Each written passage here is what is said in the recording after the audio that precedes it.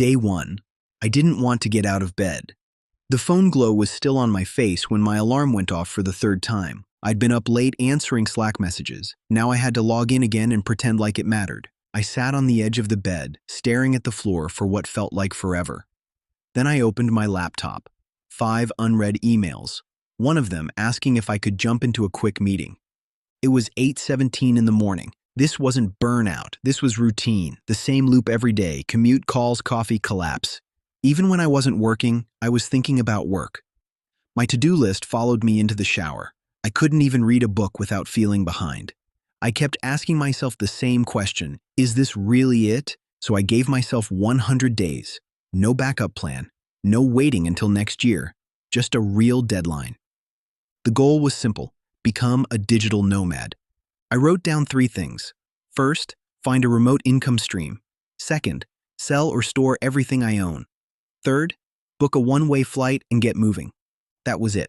100 days to build a life I didn't want to escape from. Day 2.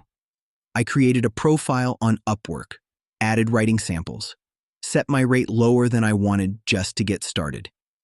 Day 4. Applied to 7 jobs, no replies, started doubting the plan already.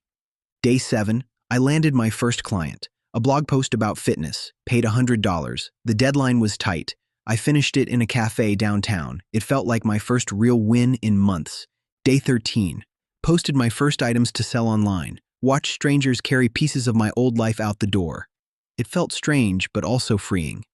I packed a single suitcase and left the rest in boxes at my parents' place. Day 20. I booked a one-way flight to Bali.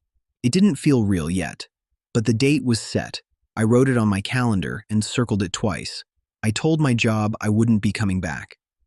Day 30. I walked out of my apartment for the last time, suitcase in hand, keys left on the counter.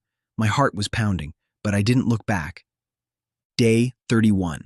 Landed in Bali at midnight. The air smelled like smoke and sea salt. The ride to the Airbnb was a blur of scooters and neon signs. Day 36. I ran out of data, couldn't upload a client file on time, sat in a corner of a restaurant stealing Wi-Fi, wanted to cry but didn't. Day 40. Got hit with a wave of loneliness. Walked through town alone on a Saturday night. Watched couples and groups laughing. I didn't know a single person. Day 45. I met another writer at a co-working space. Her name was Mia. She invited me to dinner with a few others. I almost said no, but I went. Day 48. Joined a mastermind group. 5 digital nomads. Weekly calls. Shared leads. Gave each other feedback. It became the thing that kept me grounded. Day 52. Landed a new client through that group, monthly blogs for a lifestyle brand, $400 a month. It wasn't a lot, but it gave me breathing room. Day 56. Rented a scooter, almost crashed it the first time. By the third day, I was riding along the coast with the wind in my face. Day 60. Built a new routine. Mornings were for writing, afternoons for walks and local food, evenings for video calls or quiet work. Day 67. Took on a rush job for a client and delivered it in one night. Got a 5-star review. That helped push my profile higher. Day 70. A storm knocked out the power for a full day. I missed a call. The client was understanding, but I sat in the dark wondering if I had made a huge mistake. Day 72. That same client referred me to another.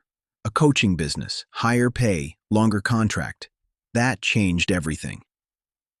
Day 76. I passed $1,500 in monthly income. I tracked it on a sticky note I taped to the wall. I kept glancing at it every morning like proof. Day 80th. Bought groceries without checking my balance. First time in weeks that I didn't feel financial panic. Day 85. $2,000 a month. My calendar was full. My confidence was finally catching up to me. I stood taller. My voice was stronger on calls. I started walking into places like I belonged there. Day 94. Hiked up a small hill just outside the city. Sat there for an hour with no music and no phone, just breathing. That felt new. Day 97. Looked back at my journal from day 1.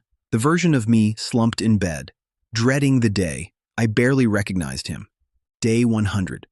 I woke up before sunrise, made coffee, watched the sky change colors from the rooftop of my guest house. It was quiet. No alarms, no rush, just stillness. And for the first time in years, I wasn't chasing freedom. I was living it. If you're stuck at that desk or dragging yourself through another workday, I know what that feels like. You don't need everything figured out. You just need one decision, then one step. Start your day one.